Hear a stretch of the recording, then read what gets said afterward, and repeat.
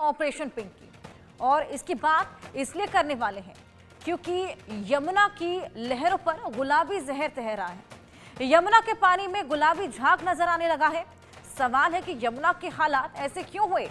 जब यमुना सफाई के लिए सरकार पूरा जोर लगा रही है, यमुना सफाई के लिए बड़ी बड़ी मशीनें लगाई गई हैं, तो यमुना को प्रदूषित आखिर कौन कर रहा है? कहां से यमुना में गुलाबी जहर आने लगा है? सवाल ये भी कि आखिर कैसे यमुना झाग मुक्त होगी।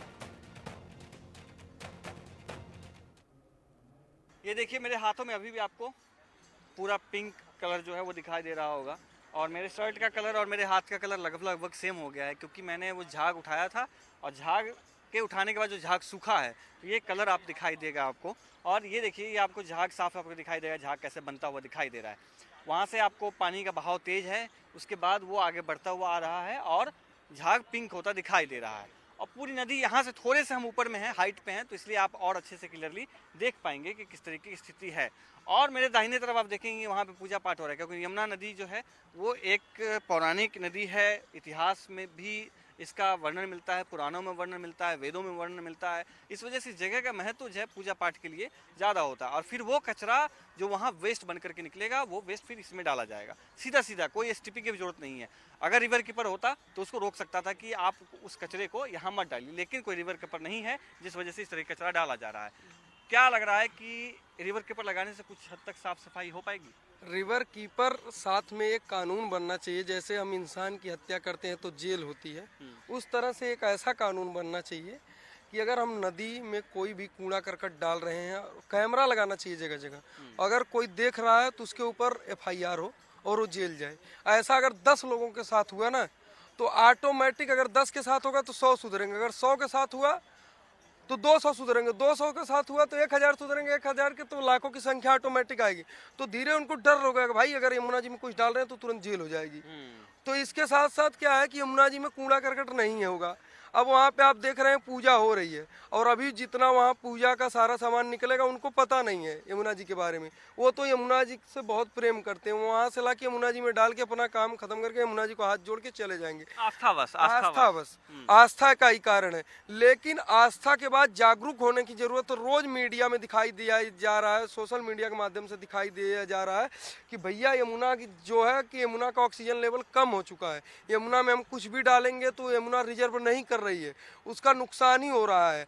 तो लोग मान तब भी नहीं रहे हैं, आस्था के नाम पे तब भी नहीं मान रहे हैं। अभी कुछ दिनों पहले अगले संडे को एक संस्था आई थी, उनसे मैंने मना किया था, भैया आप यहाँ पे आए हो तो सफाई करो, अब दिखावे का काम ना करो। उन्होंने क्या किया, दिखावे किया। आप देखो सामने उतनी पॉलिथीन छोड़ के चले गए। अब इस प्रकार के लोगों को अगर जागरूकता फैलाने आए हो तो जागरूकता ही फैलाओ, दिखावा मत करो। या तो दिखावा करना है तो यमुना जी के पास मत आओ, आप आओ, फोटो सोशल मीडिया पे खिंचाओ और चले जाओ। अगर यमुना का साफ करना है तो दूसरा चीज है, दूसरा पॉइंट है साफ करने की, फोटो से यमुना जी नहीं साफ होंगी। अब देखिए इधर आप नाला देख सकते हैं, इधर एक नाला बहती है, और नाला बहते हुए जो है सीधा सीधा आगे वो नदी में आके मिलता है। अगर STP लगा होता तो उस तरीके की स्थिति यहाँ नहीं होती। अब देखिए यहाँ पर भी आपको मूर्तियाँ आपको दिखाई देंगी, झाग जो हैं वो दिखाई देगा, और तमाम तरीके की गंदगी आपको यहाँ पे किनारे में दिखाई देगी। यहाँ पे मछली पालन होता है, मछली वही फिर बाजार में सप्लाई होता है और वो फिर आम लोग खाते हैं। यहाँ पर आपको देखेंगे बाल काटना मिलेगा, यानी कि जितने भी जो एक धार्मिक अनुष्ठान होते हैं वो सभी आपको यहाँ दिखाई देंगे। ये देखिए मूर्तियाँ, ये भगवान हैं, भगवान कृष्ण हैं, भगवान हनुमान जी हैं। इस मूर्तियां को हम लोगों ने यही नहीं MCD की एक गाड़ियां भर के हम लोगों ने ये मूर्तियां निकाला है यमुना जी के अंदर से। हनुमान जी की बहुत बड़ी मूर्ति वहां पे देखोगे, ये भगवान से जिन्होंने प्यार किया, पूजा किया, आज भगवान को छोड़ दिया नाले में। अगर आपको इतना ही भगवान से प्रेम है तो सोने चांदी की मूर्तियां बनवाओ ना, क्या जरूरत है मट्टी की मूर्ति लाने की, पत्थर की मूर्ति लाने की। एक छोटे से सोने चांदी की मूर्ति लाओ। वो जमाने दूसरे थे जब हम पत्थर की मूर्तियां लाते थे, तब जनसंचार कम था, अर्थव्यवस्था कम थी, लोग कम थे, जनसंख्या कम थी। आज जनसंख्या बढ़ चुकी है, जनसंख्या के साथ खाद्य सिस्टम बढ़ गया है, जनसंचार बढ़ गया है। जब ये सारे सिस्टम बढ़ेंगे, तो उसके साथ साथ प्राकृतिक के ऊपर प्रकोप भी बढ़ेगा, और जब प्रकोप बढ़ेगा तो विनाश का कारण बनेगा। विनाश का कारण आप देख सकते हैं, जैसे यमुना जी हैं, यमुना जी गंदी हो चुकी है तो ये विनाश का एक कारण ही है। ये दिल्ली NCR के लोगों के लिए बहुत दुर्भाग्य का बात है कि जो हमें कैंसर जैसे, पथरी जैसे, बाल झड़ने, तमाम प्रकार के पेट में जो रोग हो रहा है उसका कारण जानते हैं आप क्या है? ये यमुना का पोल्यूटेड पानी। बिल्कुल सही कहा आपने दुर्गा जी। और जिस तरीके से तमाम, मैं फिर से दिखाता हूँ आपको कि किस तरीके से स्थिति, ये देखिए, ये मैं यहाँ पे बैठा हुआ हूँ, हमारे कैमरा पर्सन अविनाश जी हैं, और अविनाश जी भी और मैं और जितने हमारे साथ में लोग थे वो उस बदबू को महसूस कर पा रहे हैं कि बिना मास्क के यहाँ खड़ा रहना कितना मुश्किल है। लेकिन इंडिया न्यूज़ इस बात की जिम्मेदारी लेता है कि दर्शकों को रियल चीज़ें जा पाएँ, इसलिए हमने रिस्क लिया है बिना मास्क के हम यहाँ पर हैं, ताकि आपको समझा सकें, आपको बता सकें कि कितना खतरनाक ये केमिकल है। अब ये देखिए, पिंक आपको दिखाई देगा, ये चारों तरफ आपको ये दिखाई देगा। ये पिंक सीधा सीधा केमिकल हैं जो डाइंग फैक्ट्री से शहादरा ड्रेन के माध्यम से और जो अन्य जो हैं वो किस तरीके के यहाँ पर आप देख सकते हैं कि लगातार जमता जा रहा है। आप देखेंगे चारों तरफ यही हालात हैं, और स्थिति ऐसी है कि चारों तरफ आप झाग देखेंगे, और हमने आपको पीला झाग भी दिखाया हुआ है, हमने वाइट झाग भी दिखाया हुआ है, और आप नया एक झाग देख लीजिए जो पिंक कलर का झाग है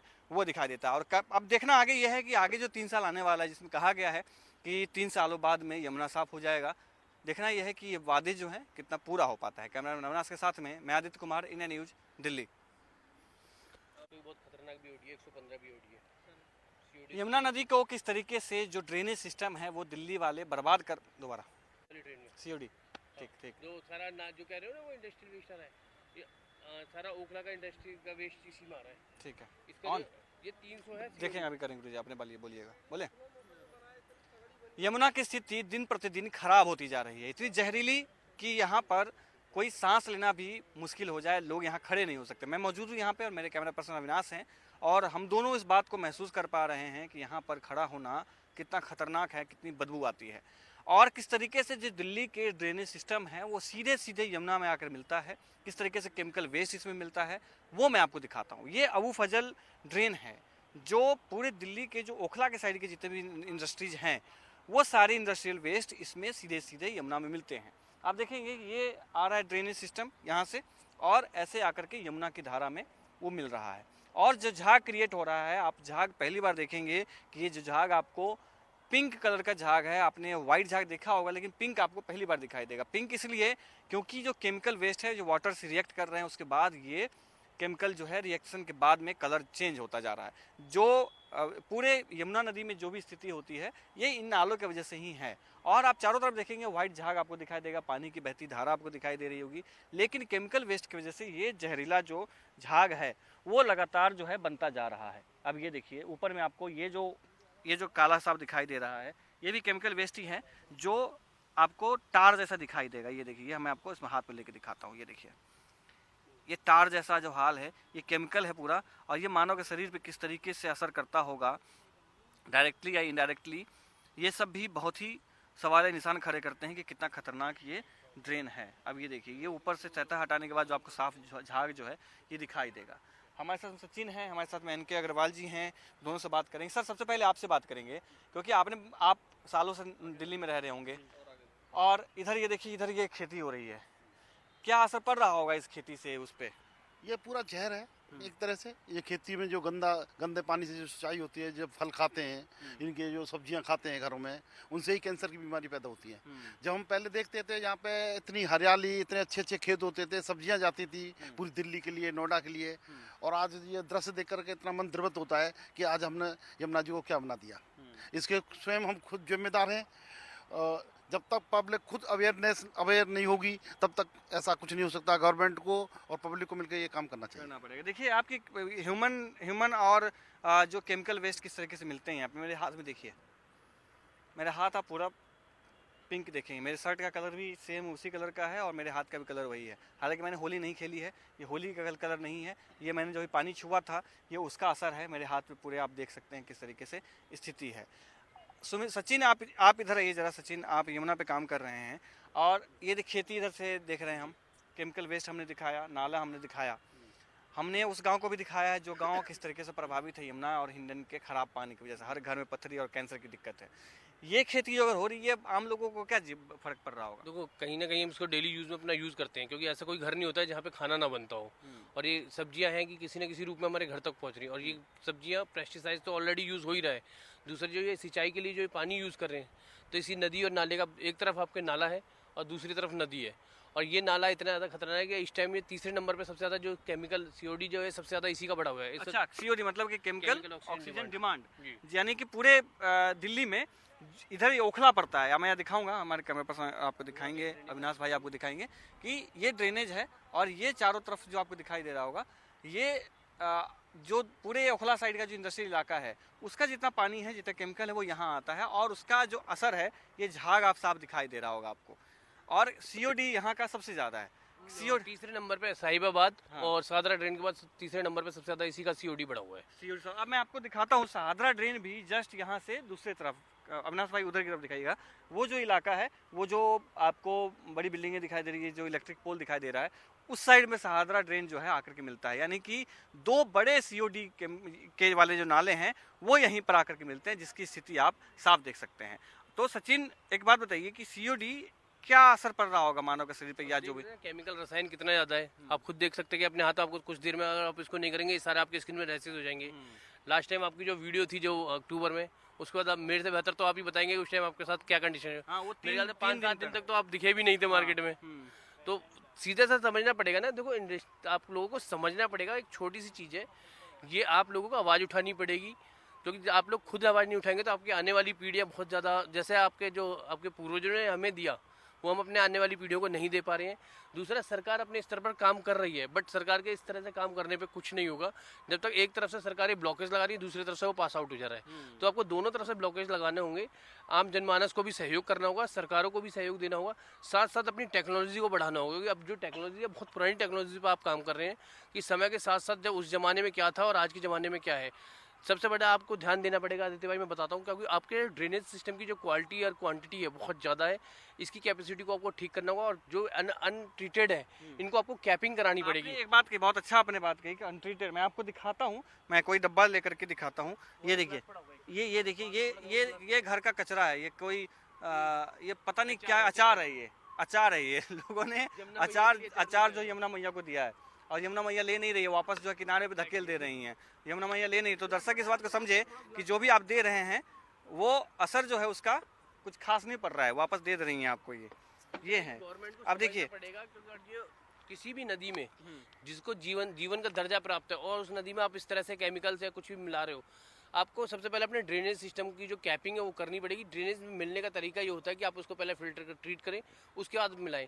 आपकी एसटीपी की कैपेसिटी बिल्कुल बेकार है, क्योंकि जो मानक है उस स्तर पर आप आउटपुट, इनलेट तो आपको मिल रहा है क्योंकि जैसे मिल रहा है, बट जो आउटलेट है, जो कि काम होता है एसटीपी, जो हजारों करोड़ रुपए आम आदमी का पैसा जा रहा है, उसको सही से यूटिलाइज नहीं हो रहा। क्यों गवर्नमेंट इस तरह के एसटीपीज पे कैपिंग नहीं कर रही है, ब्लॉक नहीं कर रही है? क्या दिक्कत है कि उनको टेक्नोलॉजी क्यों नहीं बढ़ावा मिल रहा है? आपकी जो कैपेसिटी, आपको मैंने फिर बार बार एक ही चीज़ बता रहा हूँ मैं इंडिया न्यूज़ के माध्यम से, आपको जो सोच के चलना होगा 2040 के एक्शन प्लान बनाने होंगे कि 2040 के हिसाब से काम करना हो, ना कि आज की और कल की जनरेशन को लेकर। मैं दिखाता हूँ, क्योंकि ये देखिए यहाँ पे साफ पानी आपको दिखाई देगा, और नियम के अनुसार क्या है, नियम के अनुसार ये पानी सीवेज ट्रीटमेंट प्लांट यानी एसटीपी के माध्यम से आना चाहिए था, ताकि ये पानी बहुत साफ हो जाए। लेकिन ये देखेंगे जो बिना ट्रीटमेंट के पानी है। अब ये देखिए, मैं ये आपको लेके दिखाता हूँ, ये देखिए मेरे हाथ में है ये रखा हुआ, और कितना काला पानी आप साफ देख सकते हैं कि कितना काला है ये। अभी मैंने झाग छुआ था और इससे मेरे हाथ का हाल आप देखेंगे कि पूरा कलर जो है मेरे हाथ का बदल गया हुआ है, और ये निश्चित ही मेरे शरीर पे रिएक्शन करेगा। ये क्या रिएक्शन करेगा ये मुझे नहीं पता, लेकिन रिएक्ट जरूर करेगा ये। अब ये देखिए, ये जो पानी आपको दिखाई दे रहा होगा ये कितना गंदा पानी है। अब ये झाग लगातार बन रहा है, देखिए झाग हटा भी रहे हैं, लेकिन लगातार जो है बनता जा रहा है। अब ये देखिए, ये झाग देखिए आप हाथ में कितना गंदा पानी है। तो इस तरीके के हालात है यमुना पे, और जो मैं अब ये कितना जिद्दी है, देख रहे हैं ये पूरा केमिकल मेरे हाथ में किस तरह से चिपक रहा है, और यकीनन ये मेरे शरीर पे बहुत ही गंदा असर पड़ने वाला है। और मुझे नहीं पता, लेकिन फिर भी मैं आपको दिखा रहा हूँ। इंडिया न्यूज़ इस बात को समझ रहा है, इस बात की जिम्मेदारी ले रहा है कि किस तरीके से यमुना गंदी है, उसकी साफ तस्वीरें जो हैं वो आप तक पहुँचे, इसलिए हम प्रयास कर रहे हैं। ये देखिए, ये जो वेस्ट है ये केमिकल वेस्ट की तरफ वजह से ही है, और कलर आप साफ देखेंगे कि पूरा जो एरिया है वो पिंक हो चुका है। जो आप पुल से या दूर से देख रहे होंगे लोग, तो वो समझ रहे होंगे कि आज यमुना इतना पीला क्यों हो गया, कलर जो है इसका चेंज इस तरीके का क्यों हो गया। हालात ये हैं कि लगातार सरकार प्रयास कर रही है, लेकिन फिर भी कोई चेंजेस नहीं आ रहे। इस तरीके से तमाम जो इलाके आपको देखेंगे चारों तरफ, जहां पर इस तरीके के नाले आपको बहते दिखाई देंगे, इस तरीके की स्थिति जो है वो दिखाई देगा। आने वाला समय बताएगा कि किस तरीके से यमुना नदी साफ हो पाती है, किस तरीके की स्थिति जो है यहाँ पर आगे रहेगी। लेकिन प्रयास जो है वो अभी नाकाफ़ी दिखाई दे रहे हैं। सॉलिड वेस्ट तो हटाया जा रहा है, लेकिन केमिकल वेस्ट की वजह से जो चीज़ें, जो झाग बन रहा है, जो केमिकल वेस्ट की वजह से जो स्थिति बन रही है, उस पर अभी तक कोई काम नहीं हो पाया है और आगे समय बता पाएगा कि आगे क्या हो पाता है। कैमरामैन अविनाश के साथ में मैं आदित्य कुमार, इंडिया न्यूज़, दिल्ली। यमुना की सफाई का काम युद्ध स्तर पर लगातार जारी।